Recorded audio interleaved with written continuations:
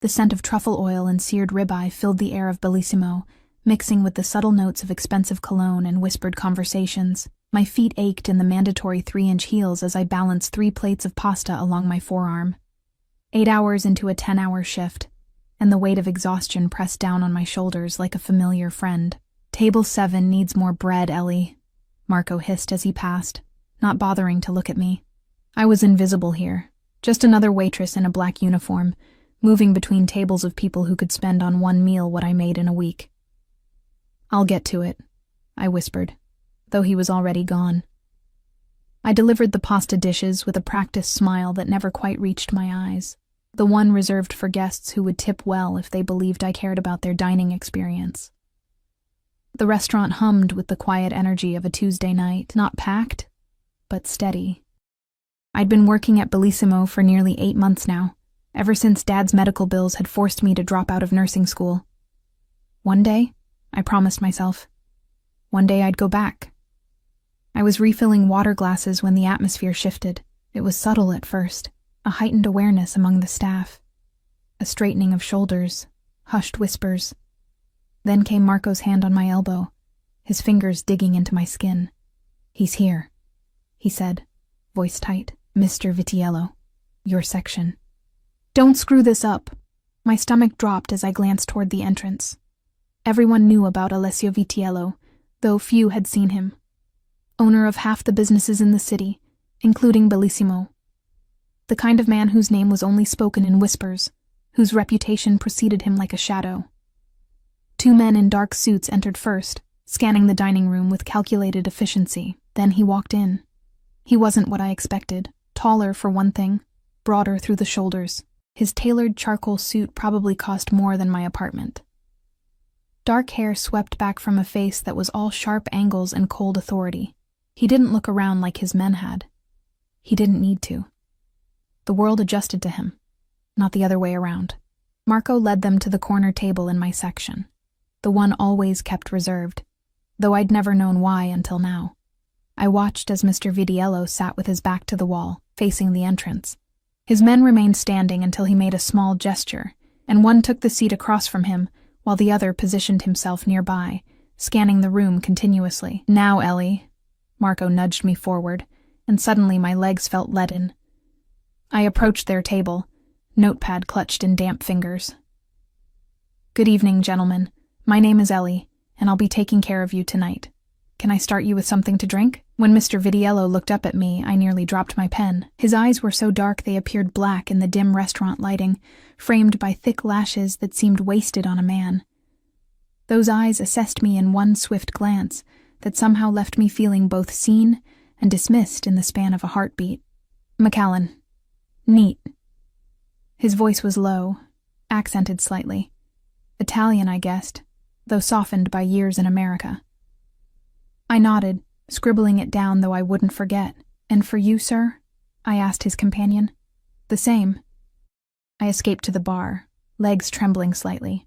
It was ridiculous to be so affected by a man's presence. He was just another customer, a dangerous one, perhaps, but still human. "To McAllen, neat," I told Carlo, the bartender. He raised an eyebrow. "Vitiello's here?" "Table 11. Carlo nodded, selecting a bottle from the top shelf. "Don't make eye contact unless he speaks to you directly," he advised, pouring the amber liquid with practiced precision. "Be efficient. Don't hover." "I know how to wait tables," I said, more sharply than intended. "This isn't about waiting tables." Carlo slid the glasses onto my tray. "This is about survival." I returned to the table, setting down the drinks with steady hands that belied my nervousness. Mr. Vitiello was on the phone now, speaking rapid Italian in that same low voice. His companion was studying a leather portfolio. Neither acknowledged me. The night progressed. They ordered Wagyu steaks, rare, a bottle of wine that cost more than my monthly rent. I moved efficiently between their table and my others, careful not to neglect any customers while giving Mr. Vitiello's table the attention it demanded. It was nearly 10 when the atmosphere shifted again. I was clearing plates from a nearby table when I noticed Mr. Vitiello's bodyguard, tense almost imperceptibly. A group of 4 men had entered the restaurant, being seated in the far corner. Nothing unusual about them. Business suits, quiet conversation. But something had changed in the air. Mr. Vitiello seemed unaffected, still engaged in conversation with his associate. But I noticed his bodyguard's hand slipping inside his jacket, the subtle tightening around Mr. Vitiello's eyes. I continued working, hyper-aware now of every movement in the dining room. The new group ordered drinks, studied menus. One man kept glancing toward Mr. Vitiello's table. Again. Nothing overt. Nothing that would seem suspicious to anyone not paying attention. But I was paying attention. Years of navigating my father's mood swings had taught me to read a room, to sense danger before it materialized. I was delivering dessert menus to another table when I saw it, a flash of red light dancing across the dining room. At first, I thought it was someone's phone, a reflection off a watch. Then it steadied, a crimson dot that came to rest directly over Mr. Vitiello's heart. Time slowed. In nursing school, they'd taught us about crisis response, how some people freeze, some flee, some fight. I'd never known which I would be until that moment. My body moved before my mind could process what was happening. The tray in my hands clattered to the floor as I lunged across the short distance to Mr. Vitiello's table. I collided with him hard, knocking his substantial frame backward as his chair tipped. We crashed to the floor in a tangle of limbs just as the window behind us shattered. Chaos erupted. Screams filled the restaurant as patrons dove under tables. Mr. Vitiello's bodyguard had his weapon drawn, shouting orders. The man who'd been sitting with Mr. Vitiello pulled me roughly off his boss, shoving me aside as he helped him up. Mr. Vitiello's dark eyes found mine, wide with surprise, and something else I couldn't identify. Blood trickled from a cut on his cheekbone. From the fall or flying glass, I couldn't tell. For one suspended moment, we stared at each other as the world erupted around us. Then his men closed ranks, surrounding him. Someone grabbed my arm, Marco, his face ashen. "What did you do?" he hissed, dragging me toward the kitchen. I couldn't form coherent thoughts, adrenaline making my heart pound painfully against my ribs. "Shut up!" Marco snapped, pushing me through the swinging doors into the relative quiet of the kitchen. The staff had gathered, wide-eyed and silent. "Stay here, all of you, don't move." He left us there, returning to the chaos in the dining room. Through the round windows in the doors, I could see police lights beginning to flash outside. Mr. Vitiello and his men were nowhere to be seen. My hands wouldn't stop shaking. One of the line cooks silently passed me a glass of water, which I gulped gratefully. "What happened out there?" Carlo asked, his usual swagger subdued. "Someone..." I swallowed hard. "I think someone tried to shoot Mr. Vitiello." A collective intake of breath. Everyone knew what this meant. A hit on Alessio Vitiello would trigger a war that would paint the city red. "And you pushed him out of the way?" Lisa, another waitress, asked incredulously. "Are you insane?" Perhaps I was. I'd acted on instinct. The same instinct that had made me try to save my father when he'd collapsed from his first heart attack. The training that had been drilled into me. Preserve life, no matter whose. Now I'd saved the life of one of the most dangerous men in the city, a man who'd built his empire on violence and fear. The kitchen door swung open, and we all flinched. It was Marco, his face grim. "Ellie, come with me." My legs felt like rubber as I followed him back through the restaurant. Police officers were interviewing shaken patrons. Crime scene tape was already being strung across the shattered window. Marco led me to the private dining room at the back of the restaurant. My heart nearly stopped when he opened the door. Alessio Vitiello sat at the head of the table, still immaculate despite the chaos, save for the small bandage now on his cheekbone. His dark eyes locked onto mine the moment I entered. 4 men stood around him, including the bodyguard who had been at his table. "Leave us," Mr. Vitiello said, his voice cutting through the silence. Marco disappeared, closing the door behind him. I stood frozen in the doorway, suddenly acutely aware of my rumpled uniform, my disheveled hair, the bruise forming on my arm where I'd hit the floor. "Sit." He gestured to the chair nearest him. I moved woodenly, sinking into the plush chair without taking my eyes off him. Up close, in the brighter light of the private room, I could see his eyes weren't black after all, but a dark brown so deep they appeared bottomless. "Your name." Not a question. A command. "Ellie. Ellie Matthews."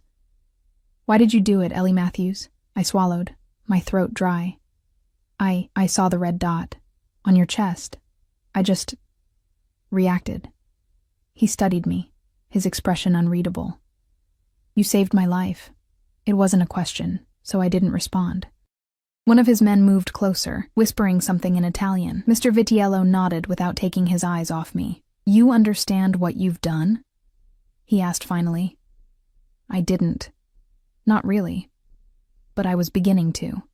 I have enemies, Ms. Matthews. Enemies who will not be pleased that their plan failed tonight. He leaned forward slightly. Enemies who might wonder why a waitress would risk her life for a man like me. The implication hung in the air between us. In saving his life, I had painted a target on my own back. I didn't think, I said truthfully. I just acted. A ghost of a smile touched his lips, there and gone so quickly I might have imagined it. A rare quality. He reached inside his jacket, and I tensed instinctively, but he merely withdrew a business card, sliding it across the table to me. My private number. If anyone approaches you, if you notice anything unusual, you call me immediately. I stared at the card, simple black text on heavy cream stock, just a name and number. Take it, he insisted. I did, tucking it into my pocket with trembling fingers. He stood then, buttoning his jacket in one fluid motion. His men moved immediately, readying for departure. You will be compensated for your quick thinking tonight. That's not necessary. It wasn't a question. His tone brooked no argument. Someone will drive you home. You will not return to work this week. Again, not a request. I nodded numbly. As they prepared to leave, he paused beside my chair, looking down at me with those unfathomable eyes. Few people would have done what you did tonight, Ellie Matthews. Fewer still would have succeeded. His voice lowered, meant for my ears alone. I do not forget such debts. With that, he was gone, his men closing around him like a living shield as they exited through what I realized must be a private entrance. I sat alone in the silent room, the weight of what had happened, what I had done, finally crashing over me. I had saved a monster from death, and in doing so, I had bound my fate to his. Sleep eluded me that night. Every car that passed my apartment building, every distant siren, every creak of the old pipes had me sitting bolt upright, heart racing. The business card sat on my nightstand, Alessio Vitiello's name glaring at me in the darkness like an accusation. True to his word, a man in a black suit had driven me home in a car with tinted windows so dark I could barely see the streets passing by. He hadn't spoken except to verify my address, and I hadn't tried to make conversation. When we'd arrived at my modest apartment building in a neighborhood that had seen better days, he'd waited silently until I was inside before driving away. By morning, exhaustion had settled into my bones. I made coffee with shaking hands and turned on the local news, half expecting to see reports of violence erupting across the city. Instead, there was only a brief mention of an incident at Bellissimo restaurant, broken glass, no injuries reported. The attempted assassination of Alessio Vitiello had been scrubbed from public record as though it had never happened. My phone rang shortly after 9, making me jump. It was Marco. You're on paid leave for the rest of the week, he said without preamble. Mr. Vitiello's orders. Marco, what's happening? The police. There is no police investigation. He cut me off, voice tight. It never happened, Ellie. Do you understand? I understood all too well. Power like Vitiello's extended far beyond his criminal enterprises. It reached into the police department, the mayor's office, perhaps even higher. Yes, I said quietly. Good. I'll call you when you can return to work. He hung up without saying goodbye. I spent the day in a daze, alternating between pacing my small apartment and staring out the window at the street below. By afternoon, cabin fever drove me to the corner store for groceries, a 5-minute walk I'd made hundreds of times before. Today it felt like running a gauntlet. Every passing car seemed to slow near me. Every stranger's glance held potential threat. I was being paranoid, I told myself. No one knew what I'd done except those who had been in the restaurant. I was reaching for a carton of eggs when I felt it. The prickling sensation of being watched. I turned slowly, scanning the small store, an elderly woman comparing prices on bread, a teenager scrolling through his phone, the bored cashier. and at the end of the aisle, a man in a dark jacket studying the shelves of canned goods with too much intensity. My hand shook as I placed the eggs in my basket. It could be nothing. It could be my imagination, frayed nerves making me see threats where none existed. I paid for my groceries and hurried home, checking over my shoulder every few steps. The man from the store didn't follow, but the feeling of being observed never quite left me. Inside my apartment, I locked the door and slid the chain into place, then sank down onto my worn couch, Vitiello's card clutched in my hand. Was I overreacting? Probably. But his words echoed in my mind. Enemies who might wonder why a waitress would risk her life for a man like me. I didn't call the number, not yet. Instead, I took a long shower, letting the hot water wash away some of the tension in my muscles. I was toweling my hair dry when a knock at the door froze me in place. No one ever came to my apartment unannounced. I had few friends in the city, and those I had always texted first. I crept to the door, pulse hammering in my throat as I peered through the peephole. A woman stood in the hallway, elegant in a tailored navy dress, dark hair swept into a sleek bun. Not someone I recognized. Not someone who belonged in my building with its peeling paint and temperamental elevator. Ms. Matthews? Her voice was cultured, accent similar to Vitiello's but more pronounced. My name is Sofia Ricci. I work for Mr. Vitiello. May I speak with you? I hesitated, hand on the chain. How did you know where I live? Mr. Vitiello knows where all his employees live, she said simply, as though this were the most natural thing in the world. I assure you, I mean no harm. Quite the opposite. Against my better judgment, I unlocked the door. Sofia Ricci was younger than I'd first thought, perhaps early 30s, with sharp features softened by a professional smile. She carried a sleek leather portfolio similar to the one I'd seen on Vitiello's table the night before. Thank you, she said, stepping inside. Her gaze swept my apartment in one quick assessment. I saw it through her eyes, the second-hand furniture, the water stain on the ceiling I couldn't get the landlord to fix, the textbooks stacked on the coffee table from the classes I could no longer attend. What does Mr. Vitiello want? I asked, crossing my arms over my chest. To express his gratitude. She opened her portfolio and withdrew an envelope, holding it out to me. This should cover any inconvenience. I didn't take it. I didn't do it for money. Something flickered in her eyes, surprise, perhaps. Nevertheless, she said, placing the envelope on my coffee table. Mr. Vitiello pays his debts. Curiosity won out. I picked up the envelope and opened it, then nearly dropped it when I saw what was inside, more cash than I'd ever seen in one place. This is too much, I said, trying to hand it back to her. Sophia shook her head. The amount is not negotiable, neither is this. She withdrew a second envelope. Your father's medical bills have been settled in full. Additionally, funds have been arranged for your continued education, once you're ready to return to nursing school. My legs gave out, and I sank onto the couch. How does he know about my father, about school? She didn't answer directly. Mr. Vitiello is a thorough man.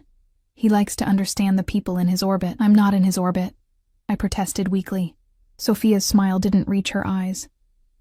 You entered it the moment you saved his life, Ms. Matthews. She glanced at her watch. Now, I'm to inform you that a car will arrive for you at 7 tomorrow evening. Mr. Vitiello would like to thank you personally. I have to work, I began, then remembered. Paid leave. Vitiello's orders. Dress nicely, Sophia advised, moving toward the door. Nothing too formal. Mr. Vitiello appreciates simplicity. After she left, I sat motionless, staring at the envelopes on my table. The money would solve so many problems. Dad's medical bills had been crushing me since his second heart attack.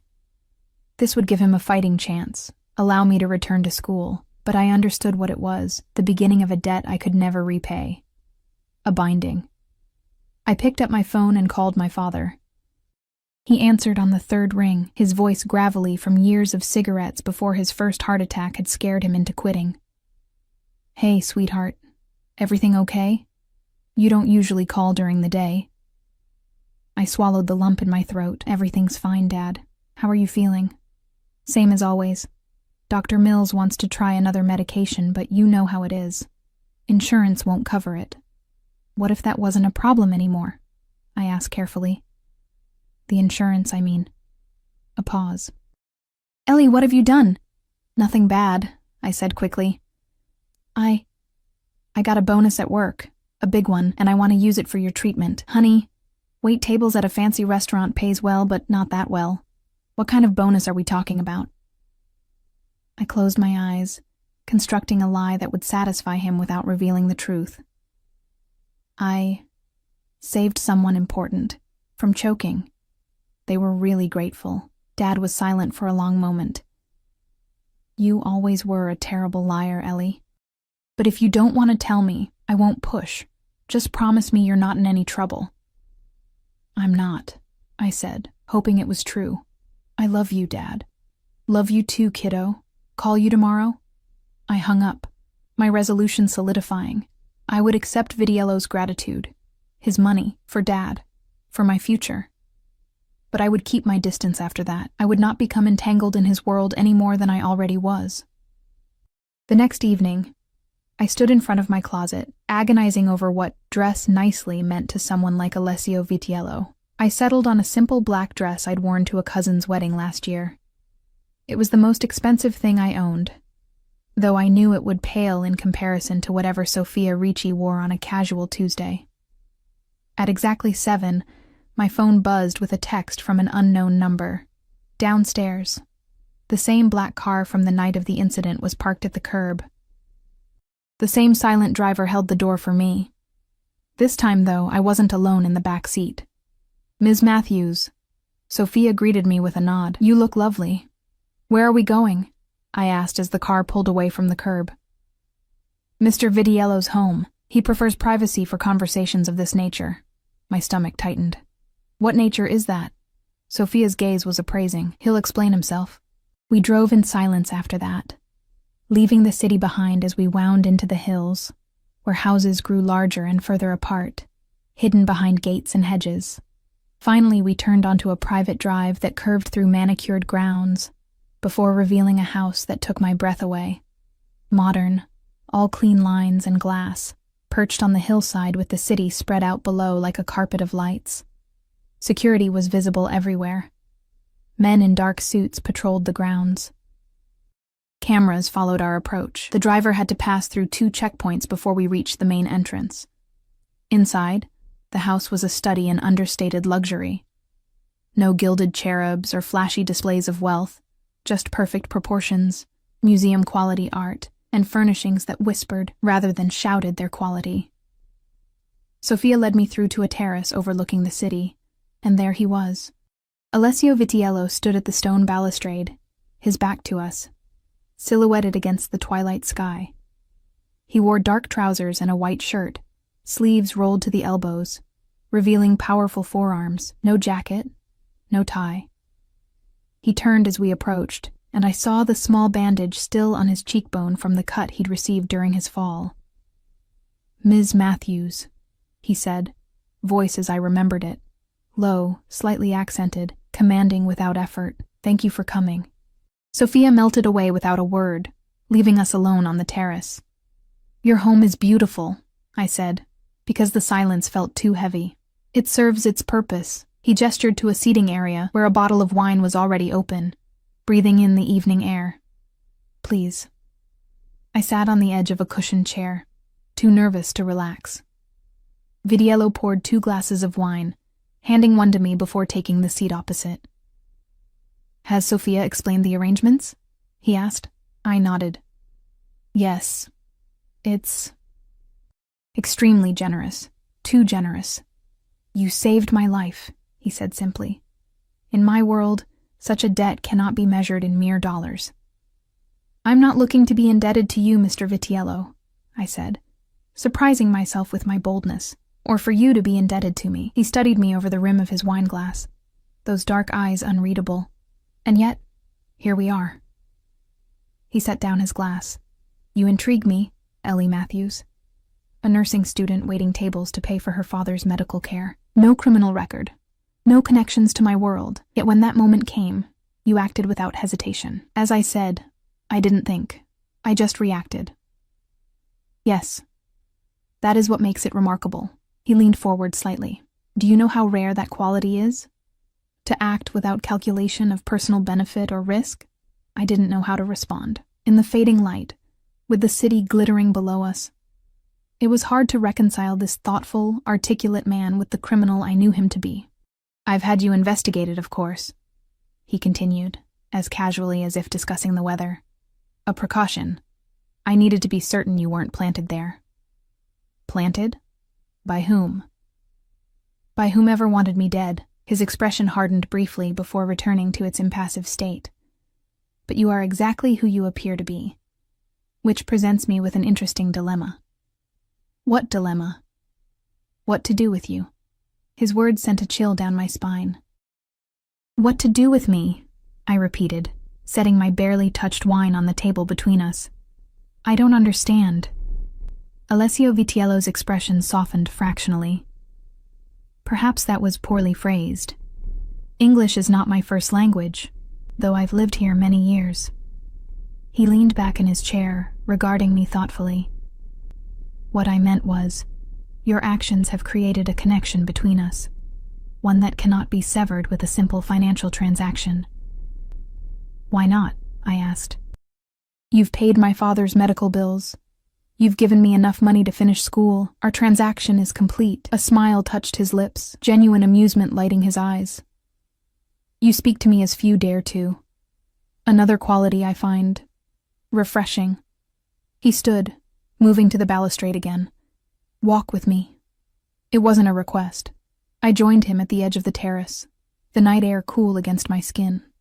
From this vantage point, the city spread before us like a glittering tapestry, beautiful and distant. The man who tried to kill me, Vitiello said quietly, was working for Dominic Russo. Do you know that name? I shook my head. He controls the east side of the city. We have maintained an uneasy peace for nearly 5 years, his voice hardened. Until last night. Why would he break the peace? I asked, immediately regretting the question. This wasn't my world, not my business. But Vitiello answered without hesitation. Because his son was arrested last month with enough heroin to put him away for decades. Russo believes I provided information to the police. Did you? His dark eyes flickered to mine.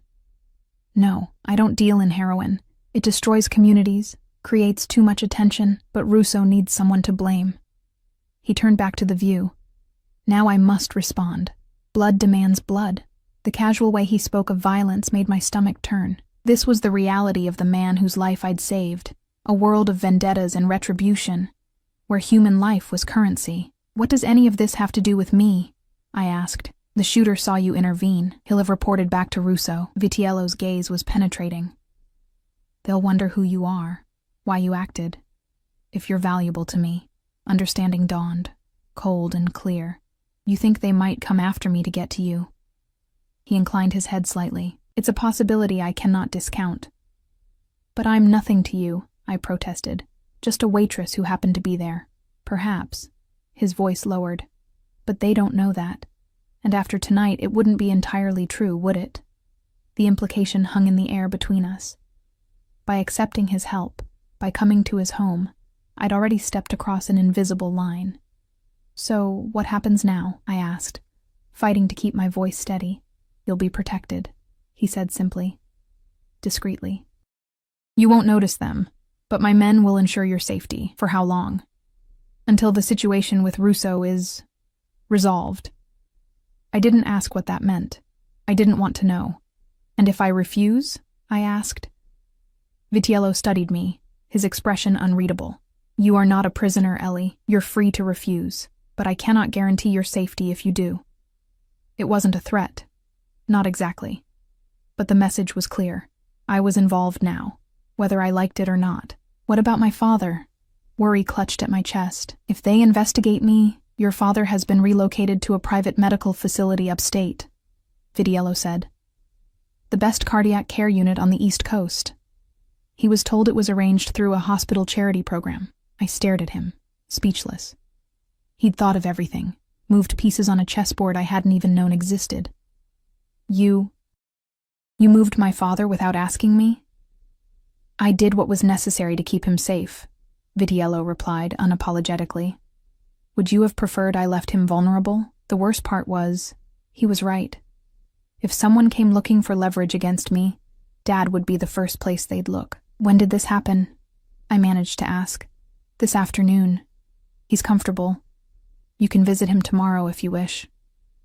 I turned away, overwhelmed by the casual display of power. In less than 48 hours, Alessio Vitiello had infiltrated every aspect of my life, rearranging it to suit his purposes. The terrifying part was how easily he'd done it, as if the normal rules that govern society simply didn't apply to him. I should go home, I said, suddenly desperate to escape this beautiful prison on the hill, to return to my small apartment, where at least the walls were my own. Of course. Vitiello made no move to stop me. Sophia will arrange a car. As if summoned by her name, the elegant woman appeared at the terrace entrance. Sir? Ms. Matthews is ready to leave. Please see that she gets home safely. Sophia nodded, gesturing for me to follow. Ellie. Vitiello's voice stopped me at the threshold. I turned back to find him watching me, his expression softer than I'd yet seen it. I regret that my debt to you has brought this complication into your life. But I promise you this, no harm will come to you or your father while I draw breath. It should have been comforting. Instead, it felt like another chain binding me to him. I followed Sophia back through the immaculate house to the waiting car. The same silent driver held the door open, his eyes scanning the surroundings continuously. I wondered if he was one of the men who would be watching me in the coming days. Ms. Matthews. Sophia's voice drew my attention as we settled into the back seat. Mr. Vitiello asked me to give you this.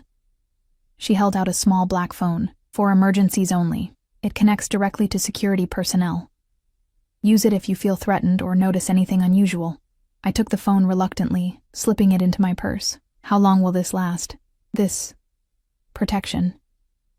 Sophia's gaze was sympathetic but firm. As long as necessary. Try to go about your normal routine. The men assigned to you are professionals. You won't even notice them. Somehow, that wasn't reassuring. The drive back to my apartment passed in silence. When we arrived, Sophia walked me to my door, an unnecessary courtesy that felt more like making sure I went where I was supposed to. Your father is at Mount Sinai Medical Center, she said, as I unlocked my door. Private wing, room 412. Visiting hours begin at 9. I nodded wordlessly. One more thing. She hesitated, then spoke more quietly.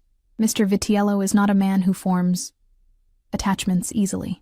The fact that he's taken a personal interest in your situation is unusual. I don't want his interest, I said, voice low. I just want my life back. Sophia smiled sadly. I understand. But we rarely get what we want in this life, Ms. Matthews. Only what we're given. She turned to go, then paused. For what it's worth, there are worse men to be indebted to. After she left, I locked my door and leaned against it, exhaustion washing over me in waves. The black phone sat heavily in my purse, a tangible reminder of my new reality. I slept fitfully that night, dreams filled with red laser dots and shattering glass. Morning came too soon, gray light filtering through my blinds as I dragged myself from bed.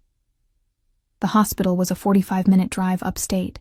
I called a rideshare, but when I stepped outside my building, a black sedan was already waiting at the curb. The driver, different from last night's, nodded respectfully.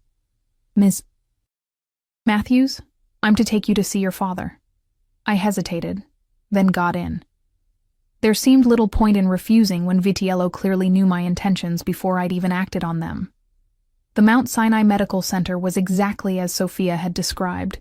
Exclusive, state-of-the-art, the kind of place that catered to the wealthy and powerful. I was led through hushed corridors to a private room where my father sat propped up in bed, looking better than I'd seen him in months. Ellie. His face lit up when I entered. Have you seen this place? It's like a hotel. And the doctors, top-notch, every one of them. I hugged him tightly, fighting back tears. You look good, Dad. Feel good, too. Dr. Patel says they're going to try me on a new medication, something that's still in trials, but he pulled some strings. He patted my hand. Now, are you going to tell me what this is really about? because I know damn well this isn't any hospital charity program. I sank into the chair beside his bed. It's complicated. I'm not senile yet, sweetheart. I can handle complicated. So I told him a version of the truth, that I'd helped an important man at the restaurant, that he was wealthy and influential, that he'd wanted to repay me. I left out the assassination attempt, the Mafia connections, the threat now hanging over both our heads. Dad listened without interrupting, his eyes, so like my own, studying my face in that way he had of seeing through my half-truths. "This man," he said when I'd finished, "he's dangerous, isn't he?" I looked away. "Why would you think that? Because no one pays medical bills for strangers out of the goodness of their heart." He squeezed my hand. "And because I know my daughter. You're worried, even though you're trying not to show it. He's powerful," I admitted. "But he's not a threat to us. He's grateful for what I did, that's all." Dad didn't look convinced. "What's his name?" I hesitated. "Alessio Vitiello." Recognition flickered in his eyes. Even tucked away in his suburban home, my father knew that name. Everyone did. "Ellie." His voice was tight with concern. "What have you gotten yourself into?" "It's temporary," I assured him, trying to believe it myself. "Once things settle down, we'll both go back to our normal lives." "But with your medical bills paid, and enough money for me to finish nursing school," he shook his head. "Some debts cost more than money, sweetheart." We spent the rest of the day together, carefully avoiding further discussion of Alessio Vitiello. Dad showed me around the facility, the gardens, the gourmet cafeteria, the physical therapy room with equipment I'd only seen in top university hospitals during my training. Every luxury, every advanced treatment option, a reminder of the gilded cage Vitiello had constructed around us. When visiting hours ended, the same black car was waiting to take me home. I was beginning to understand that this would be my life now. Watched, managed, protected, until Vitiello decided otherwise. The days blurred together after that. I remained on paid leave from Bellissimo. I visited my father daily, watching as the new treatments began to improve his condition dramatically. I contacted my old nursing program, arranging to re-enroll for the following semester. On the surface, everything was improving. The constant weight of financial worry had lifted. Dad was getting better. My future, once precarious, now seemed secure. But underneath, anxiety gnawed at me. I began to notice the subtle signs of surveillance. The same cars parked on my street. The men who appeared to be reading newspapers in the cafe across from my apartment building. The feeling of eyes following me whenever I left home. Vitiello's men, keeping their promise to protect me. Or Russo's, watching and waiting. I couldn't tell the difference, and that terrified me more than anything. A week after the incident at the restaurant, my phone rang. My regular phone, not the black one that remained untouched in my nightstand drawer.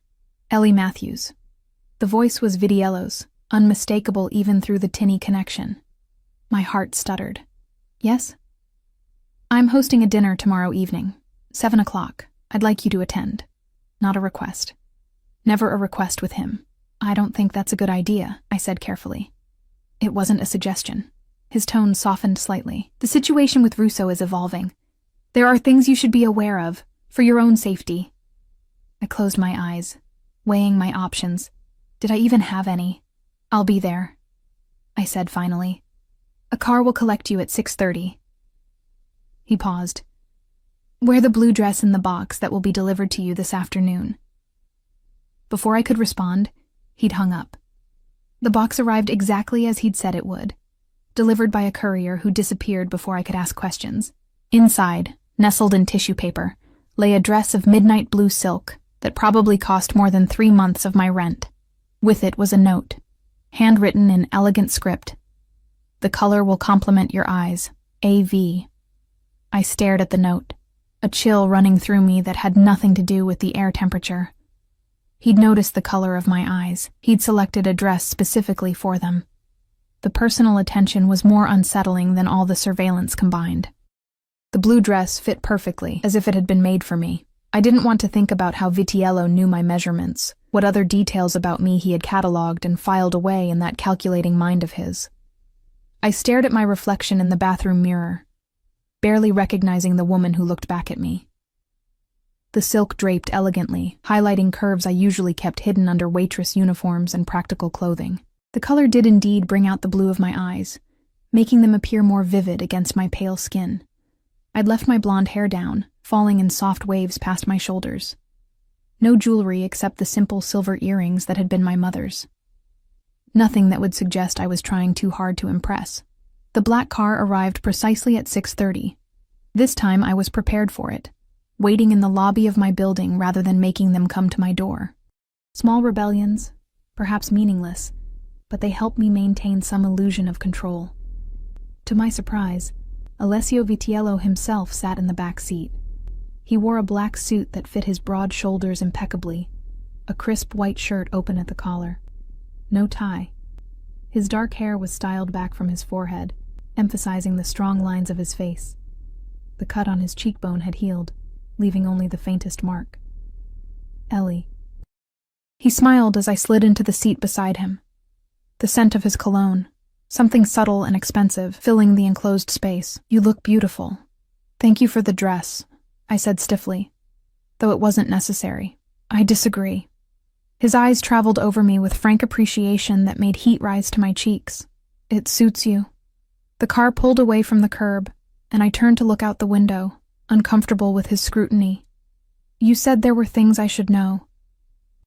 About the situation with Russo. Vitiello studied me for a moment longer before his expression shifted, becoming more businesslike. Yes, there have been developments. Russo has denied responsibility for the attempt on my life. Do you believe him? No, but his denial creates complications. His jaw tightened. There are protocols in our world, Ellie. Rules of engagement. By denying involvement, Russo forces my hand in specific ways.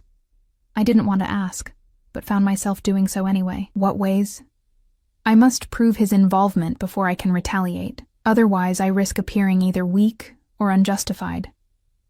His voice was calm, discussing violence and retribution as casually as someone else might discuss the weather.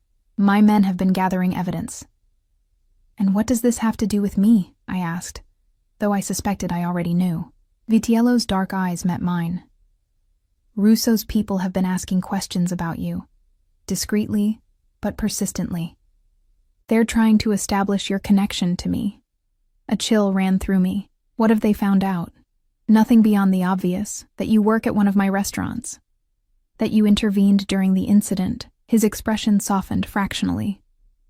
But their interest means you're still perceived as valuable, as leverage. So I'm a target. I said it flatly, not a question. A person of interest, he corrected. Which is why tonight is necessary. I don't understand. Tonight I'm hosting several important associates. People whose support I need if conflict with Russo escalates. He reached across the space between us, taking my hand in his. His touch was warm, his fingers strong. Your presence sends a message. I stared at our joined hands, then pulled mine away. What message? His smile didn't reach his eyes.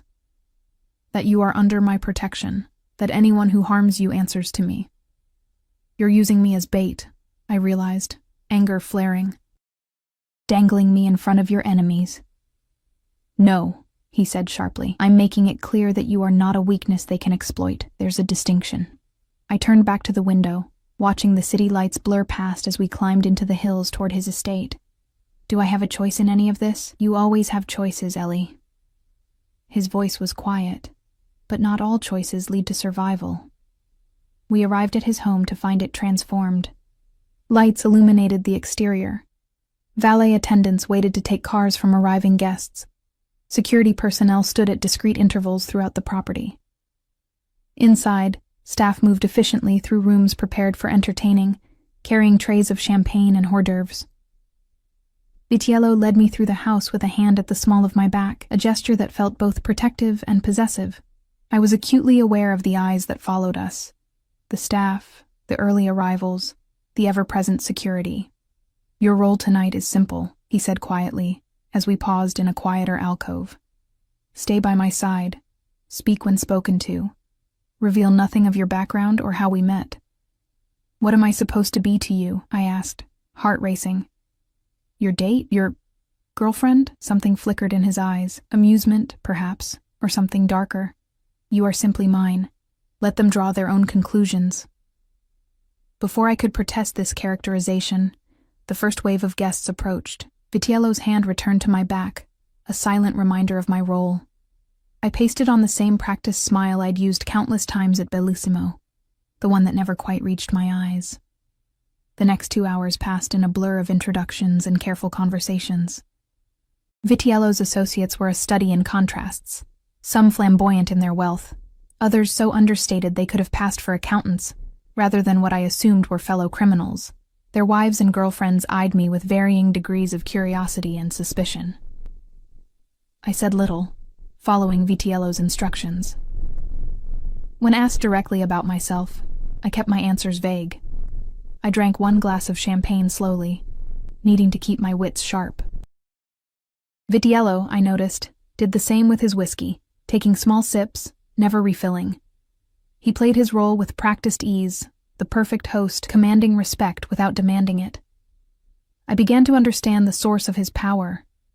It wasn't just fear or wealth, but a natural authority that made others defer to him almost unconsciously. As the evening progressed, I noticed a subtle shift in the atmosphere.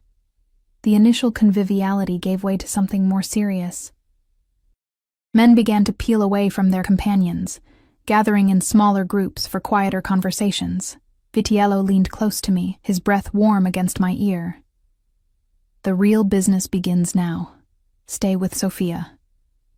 As if summoned, the elegant woman appeared at my side. She wore a simple black dress, elegant but understated, clearly meant to blend rather than stand out. This way, Ms. Matthews, she said with a professional smile. The ladies are gathering on the terrace for dessert. I followed her reluctantly, glancing back to see Vitiello already deep in conversation with 3 men whose names I'd already forgotten.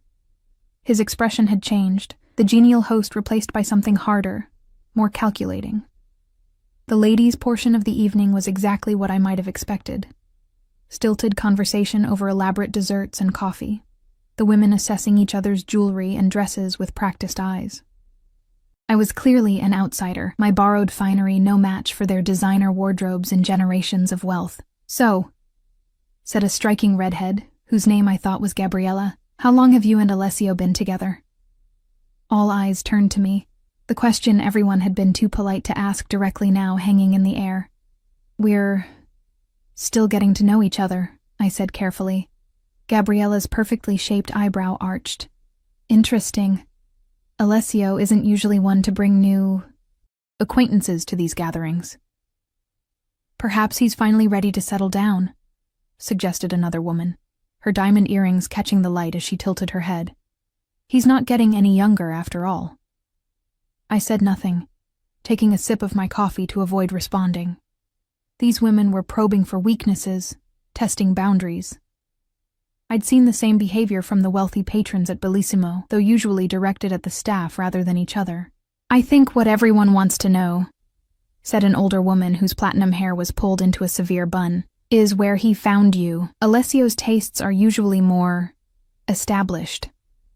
The implication was clear. I didn't belong in their world. They wanted to know what made me special enough for Vitiello to break his pattern. Before I could formulate a response that wouldn't violate his instructions, Sophia intervened smoothly. I believe the gentlemen are rejoining us.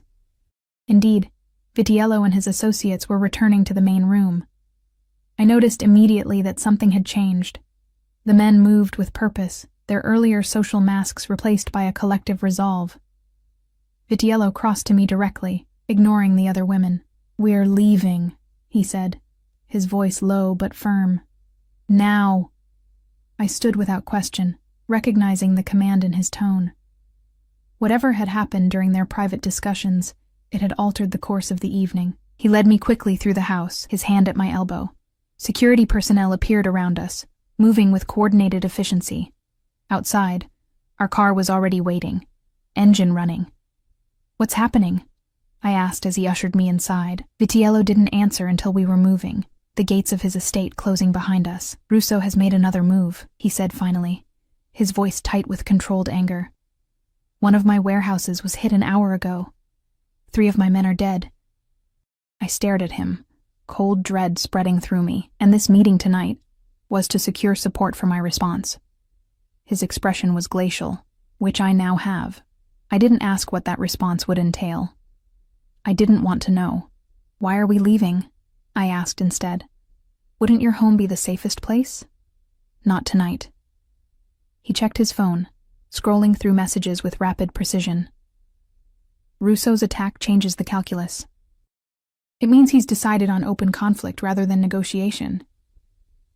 Where are we going? Fear made my voice sharper than intended. Vitiello looked up, his dark eyes meeting mine. Something in them softened slightly. Somewhere safe, a property few know about. The car sped through the darkened streets, taking a circuitous route down from the hills, and then east, away from the city center. I watched landmarks pass, trying to orient myself, but soon we were in an area I didn't recognize. Eventually, we pulled into an underground garage beneath a modern apartment building that looked like any other upscale residence. Security was less visible here, but no less present. I noticed cameras at strategic points and a guard station near the elevator. Vitiello led me to a private elevator that required both a key card and fingerprint recognition.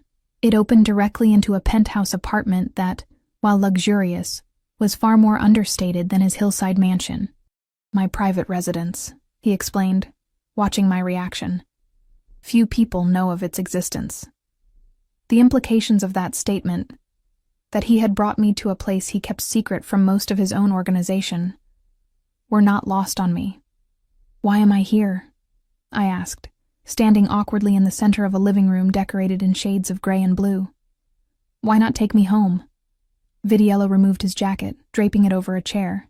The action was casual, domestic almost, at odds with the tension radiating from him. Your apartment isn't secure enough, he said simply. Not with Russo escalating. So I'm a prisoner now? His eyes flashed. You are under my protection. There's a difference. Not from where I'm standing. My fear was morphing into anger, giving me courage I might otherwise have lacked. You've completely taken over my life, my job, my father's care, and now where I can live. All because I made the mistake of saving your life. I expected him to react with anger. Instead, he crossed to a bar cart in the corner, pouring 2 glasses of amber liquid. Do you regret it? He asked quietly, handing one to me. Saving me? The question caught me off guard. Did I? If I'd known then what I know now, that my impulsive act would bind me to this dangerous man, would upend my entire existence, would I have still knocked him out of the path of that bullet? I don't know, I answered honestly, taking the glass but not drinking. I was doing what I was trained to do. Preserve life. Ah, yes, the nursing student. He took a sip of his drink. Always the healer, even for those who perhaps don't deserve healing. I don't get to make that judgment, I said. No healthcare worker does. We treat everyone, saints and sinners alike. A ghost of a smile touched his lips. And which do you think I am, Ellie? I met his gaze steadily. I think you're a man who's made choices. Choices that have led to other men wanting you dead. Choices that now mean 3 of your men won't go home to their families tonight. The smile vanished. For a moment, raw pain flashed across his features. So genuine it startled me. Then it was gone. His expression controlled once more. You see more clearly than most, he said. It's refreshing and dangerous. Dangerous to whom? He didn't answer directly. The guest room is through there, he said, nodding toward a hallway. You'll find everything you need. We'll discuss next steps in the morning. Next steps? I set down the untouched drink. There are no next steps. Once this situation with Russo is resolved, I go back to my life. That was the deal. Vitiello studied me for a long moment. Is that what you truly believe is possible now? The question hung between us, unanswered. Because deep down, I was beginning to understand the truth. There was no going back. The moment I'd pushed Alessio Vitiello out of the path of that bullet, I'd set in motion events that couldn't be undone. My old life was already slipping away, like sand through my fingers, and the most terrifying part wasn't the danger or the loss of control. It was the small, treacherous part of me that found Alessio Vitiello fascinating, the part that wondered what it would be like to be truly his as he'd so casually claimed I was earlier that evening. Sleep eluded me that night. The guest room was luxurious. A king-sized bed with sheets softer than any I'd ever touched. A bathroom with marble fixtures and expensive toiletries, but it felt like another gilded cage. I lay awake for hours, staring at the ceiling, replaying the events that had led me here, searching for the moment when I could have made a different choice. Dawn was breaking when I finally gave up, slipping from the bed to stand at the floor-to-ceiling windows. The view was stunning, the city awakening below, bathed in golden light, so beautiful, and so far removed from the violence that simmered beneath its surface. I showered and dressed in clothes I found in the closet. Simple jeans and a sweater that somehow fit perfectly, another unsettling reminder of Vitiello's attention to detail. When I emerged from the guest room, I found him in the kitchen, his back to me as he prepared coffee. He wore black pants and a gray Henley that clung to his broad shoulders, the most casual I'd seen him. "Good morning," he said, without turning, as if he'd sensed my presence. "Did you sleep well?" "No." I saw no point in lying. He turned then, 2 mugs of coffee in his hands. His face showed signs of his own sleepless night, a slight shadowing beneath his eyes, a tightness around his mouth. Nor did I. He offered me one of the mugs. I took it hesitantly, the ceramic warm against my palms. "Has there been any news?" He understood my meaning immediately. "My men are in position. We're waiting." "For what?" "The right moment." He gestured toward a breakfast bar overlooking the kitchen. "Eat something. Sit." A platter of fruit, pastries, and yogurt sat on the counter. I hadn't realized how hungry I was until that moment, having skipped dinner the night before in the midst of all the chaos. We ate in silence for a while, an oddly domestic scene that belied the dangerous reality surrounding us. I watched him covertly, this man of contradictions. In the soft morning light, with his guard slightly lowered, he looked almost normal. Almost. "I need to call my father," I said finally. Vitiello nodded. "Use this." He slid a phone across the counter. "It's secure." I took it, our fingers brushing briefly. "Does he know? About what's happening?" "He knows you're safe. Nothing more." His dark eyes held mine. I thought it best not to worry him given his condition. I called the hospital, relieved when my father answered, sounding stronger than he had in months. I gave him a carefully edited version of events, telling him I was staying with a friend for a few days, that my apartment had plumbing issues. He didn't believe me. I could hear it in his voice, but he didn't push. "Just be careful, Ellie," he said before hanging up. "Remember what I said about debts." When I ended the call, I found Vitiello watching me intently. "He's important to you," he observed. "Your father." "He's all I have," I said simply. "Since Mom died, it's just been the 2 of us." Something like understanding flickered in his eyes. Family is everything. The way he said it, with quiet conviction, made me wonder about his own family. I realized how little I knew about him, beyond his reputation and what I'd observed firsthand. "Do you have family?" I asked, surprising myself with the question. He was silent for so long I thought he wouldn't answer. "I did," he said finally. "My parents died when I was young. I had a brother once." The past tense hung heavy in the air. I didn't ask what happened to his brother. The pain in his eyes told me enough. "Is that why you do this?" I gestured vaguely, encompassing his life, his choices. "Because of what happened to them?" A shadow crossed his face. "We are all shaped by our pasts, Ellie. But we choose our futures." He stood abruptly, taking his empty mug to the sink. "I have calls to make. Make yourself at home." He disappeared into what I assumed was his office, leaving me alone with my thoughts. I explored the apartment cautiously, feeling like an intruder. It was spacious but not ostentatious, the decor minimalist but expensive. No photos, I noticed. No personal touches that might reveal anything about the man who lived here. Hours passed.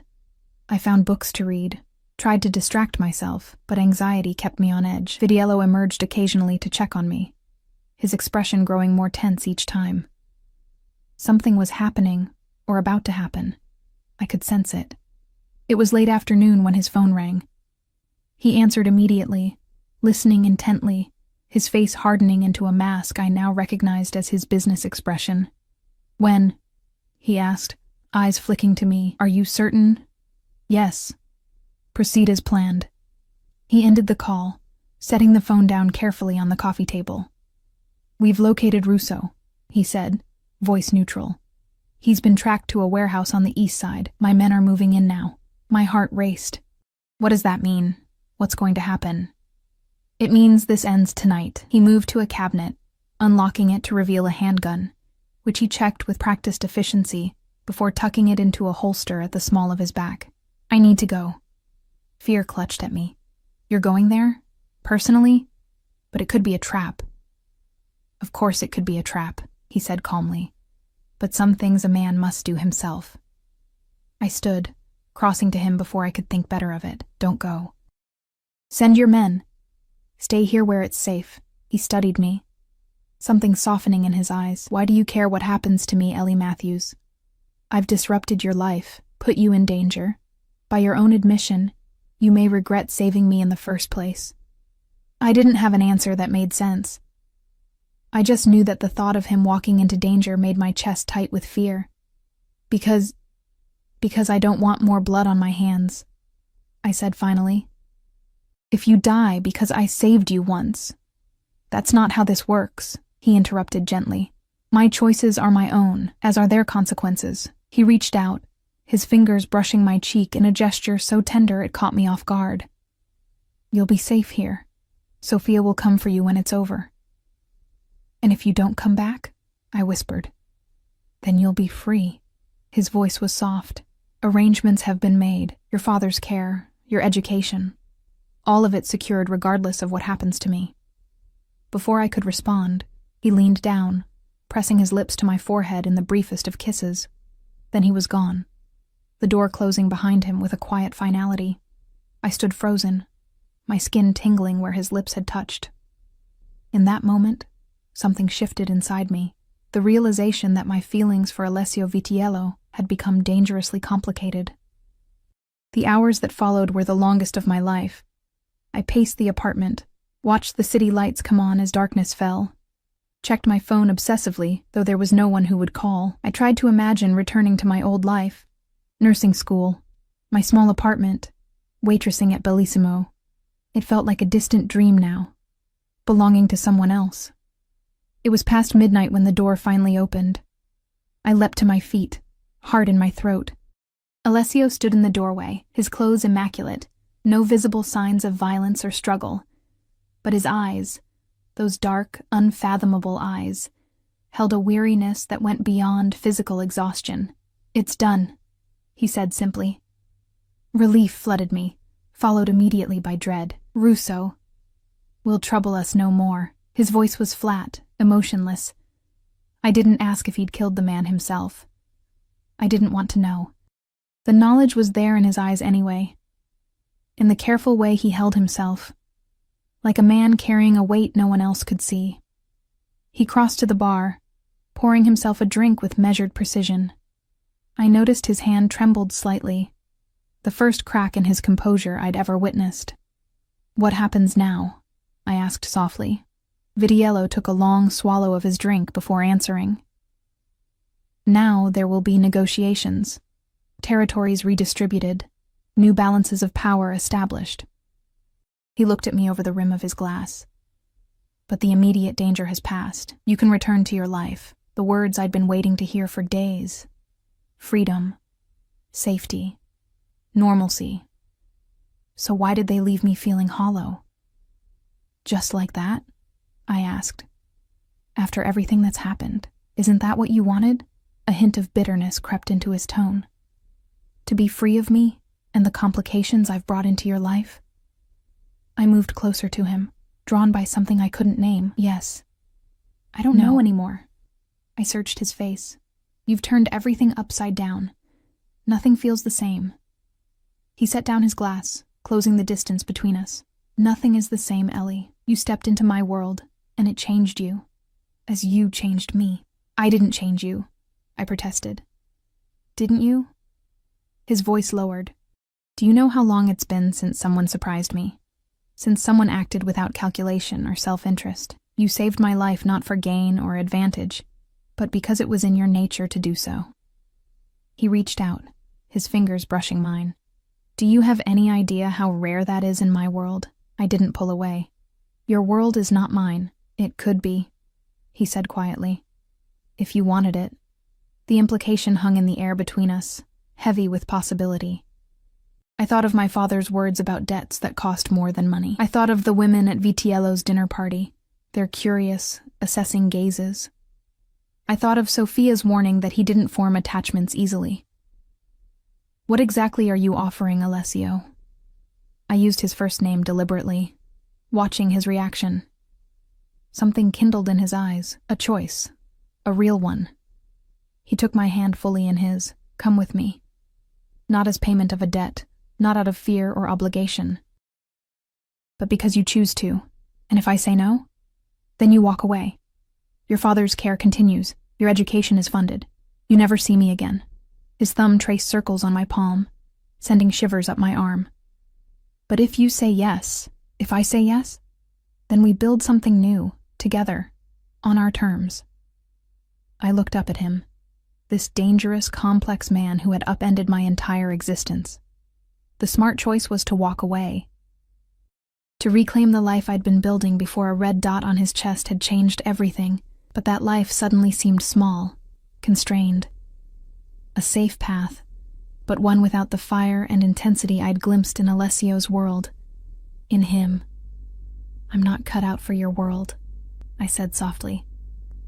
I'm a nurse, not a criminal, he finished for me, with a sad smile. My world needs healing too, Ellie. Perhaps more than most. I thought about that. About the pain I'd glimpsed beneath his controlled exterior. About the men who had died last night. About choices and consequences. And roads not taken. I need time, I said finally.